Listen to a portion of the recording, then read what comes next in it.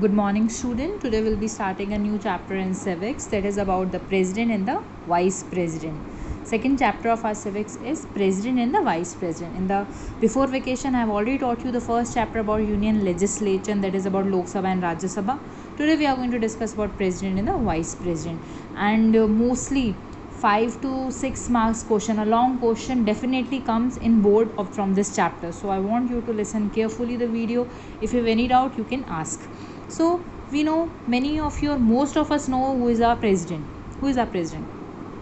Ramnath Kovind is our president. Who is our vice president? I know most of you don't know who is our vice president. M. Venkaya is our vice president.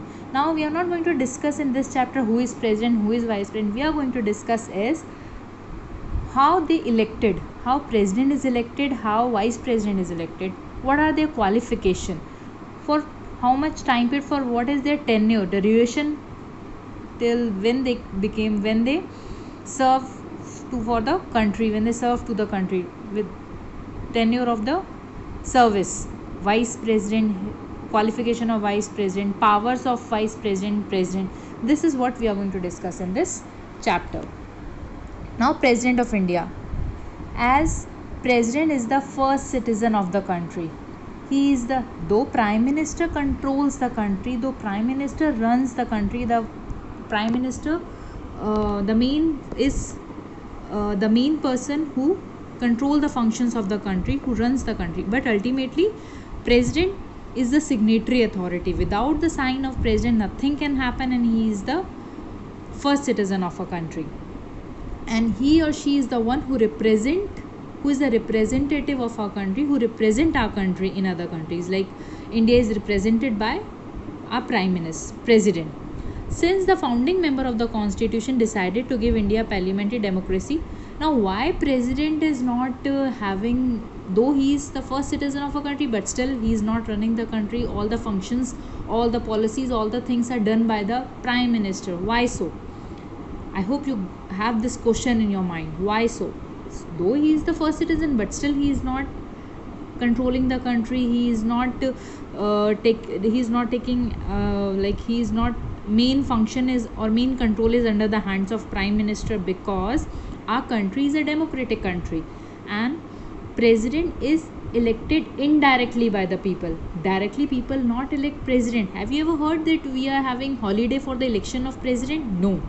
We are having holiday. We have election for the Prime Minister. Directly we elect Prime Minister because our country is a democratic country where we choose our representative. That's why Prime Minister is the one whom we have chosen, and he has all the control. He is functioning for the country. So that's the reason President is just a signatory authority, and we elect him indirectly. President position is a one of immense respect. Now, though he is a citizen, the position of president is very prestigious, but she only be the formal head of the state. Formal head means he just for a namesake. He is just for a namesake head of the country. Ultimately, again I'll tell you who is the head of the country: Prime Minister. Though officially president is the head, but ultimately who is controlling? Prime Minister. The president embodied the spirit of the nation. The choice of the president reflects the contemporary thought of the nation. She is the country's first citizen and is given priority to protocol. So he is the one who is having the priority over everything. Now, to be a president of a country, what should be the qualification? Obviously be a citizen of India. You should be a citizen of India. Then can you be qualified for the presidentship? Then at least your age should be 35 years of age. While writing qualification in board, remember to write this thing. This is very important. Qualification, at least 35 years of age to be qualified, elected, should be qualified, elected for the Lok Sabha member. We have already discussed in the last chapter qualification of a Lok Sabha. So if you want to be a president, you need to first be qualified, be to the member of Lok Sabha. Your name should be there in the voter list. You should be of sound mental health, means mentally you should be fine. Economic offender, you should not be any person who is bankrupt and all. You should not be any criminal. You should not have any FIR against you, and you should not hold any office of profit, means you should not have any government job. So these are the qualification of a president. If you want to be a president, if a person wants to be a president, they should have these qualification. Now when a person gives, when the person gives the name for the, when the person recommends his name, or when the person gives his name to be the president, to take part in the election of president. Let's see. To stop all and sundry from standing for election for the office of president, which reduces the dignity of the office, each nominated candidate required to have his or her name proposed and seconded by at least 50 members of electoral college. Now, before I discuss this thing, I want to tell you what electoral college is. Electoral college is the number of the members, number of MLAs. Electoral college is formed by, is kind of a committee, is kind of a group of members. Electoral college is a group of members or group of MLAs. Who are MLAs? Member of legislative assemblies. All the state members, all the state MLAs form electoral college, and this electoral college elects the president. Now, not everyone can give their names to take part in the election of president. Few persons can give their names, and only when they give the names, 50 members of electoral college, they decide whether to take the name of this person to take part in election or not. You can't simply give, okay, like when we have job vacancies, what we do? When we have job vacancies, what we do? We simply give the names for application for job, right? So many, in lakhs we have job vacancies application, but you can't do this in case of president election. Even in the when we have election for ward members or for MPs and all, we have so many applications, so many nominees are there. But in case of president, it is not like that. Electoral college people select who can be the, who can take part in election. And when you give your name, you have to deposit 15,000 as security. Like when you give some, when you take any loan or when you buy something, you give as a security, right? Something as a security amount. So this is what 15,000 as a security to the election commission. Election commission, if you remember, you have discussed in 9th standard. Election commission is the one which the department which take care of the election in the country. And if a person loses the election, if a person does not even score 1/6 of the total votes, then he'll not get that 15,000.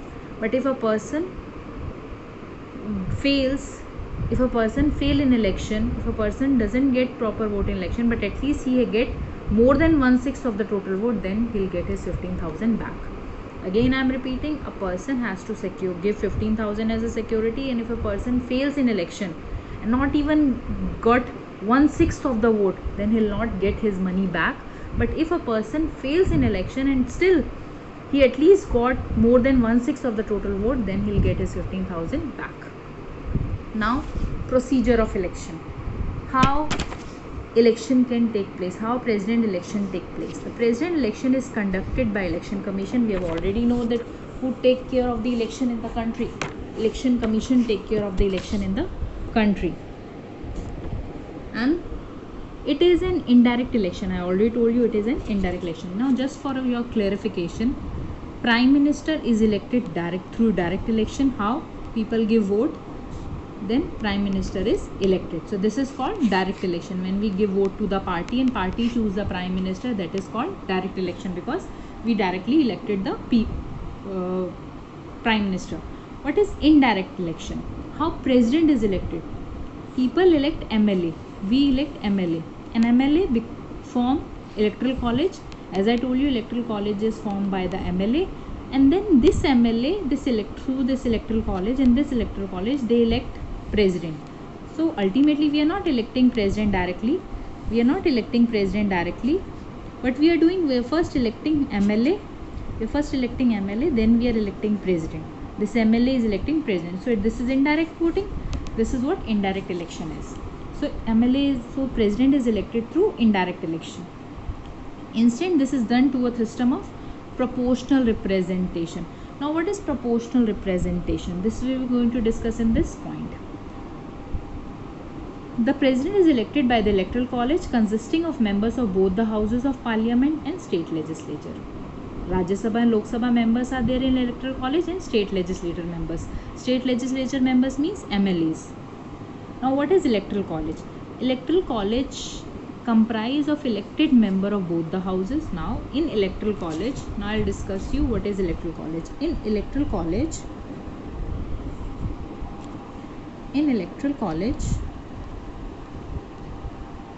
what happened? In electoral college, we elect members from Rajya Sabha and Lok Sabha and from state legislatures. Now what is state legislature? That is called Vidhan Sabha. So electoral college comprise of members from Rajya Sabha, Lok Sabha and state legislature, right? So this all includes all these members form electoral college, and even from union territories, even Delhi and Pondicherry. So these all comprise of electoral college. Again I am repeating, electoral college comprise of members from both the houses, from Lok Sabha, Rajya Sabha, as well as from all states MLAs, as well as Delhi and Puducherry. Now the point comes, what is proportional representation? As we have discussed, it is elected through the system called proportional representation. Now what is proportional representation? In a simple word, in a simple language, I'll explain you what is proportional representation, because if you'll go line by line, maybe you'll get confused, because though we are not sitting live, so I can't explain you 10 times. So it's better I'll just explain you in simple words. Proportional representation means, as in our country there are many states, right? In every state population is different, am I right? So which is most populated state in our country? Uttar Pradesh. So as our country is democratic country, we the people have chosen the representatives. Again, though we are electing our president indirectly, but still people will get the preference. So MLAs are the one who choose president. MLAs are the one who choose president. So the state, as I told you, in electoral college MLAs are there, but how many MLAs are there from each state? It depends on the population. Her state का MLA होता है, right? पर कितने MLA होते हैं हर state के, वो depend करता है स्टेट की पॉपुलेशन पे. More population, more MLAs will be there in the electoral college for that state. ज़्यादा पॉपुलेशन है स्टेट की, तो ज़्यादा MLA होंगे, उस स्टेट को रिप्रेजेंट कर रहे होंगे इलेक्टोरल कॉलेज में. कम पॉपुलेशन है, कम MLA होंगे जो स्टेट को रिप्रेजेंट कर रहे होंगे, बिकॉज पॉपुलेशन कम है. This is what proportional representation is. As UP is highest populated state in the country, so more MLAs are there from UP. See, we'll come to this thing. Among the state legislative assembly, the value of vote different from state to state. For example, the value of the vote of MLA from Uttar Pradesh is far higher. See, now value, vote की value किस MLA के पास ज़्यादा है? Because UP का MLA more population को represent कर रहा है. The person of the MLA of UP is representing more population, so he will having more power. His vote is having more power as compared to the MLA of Sikkim. Sikkim is a small state, so the MLA of Sikkim has less power vote as compared to MLA of Uttar Pradesh. This is what proportional representation.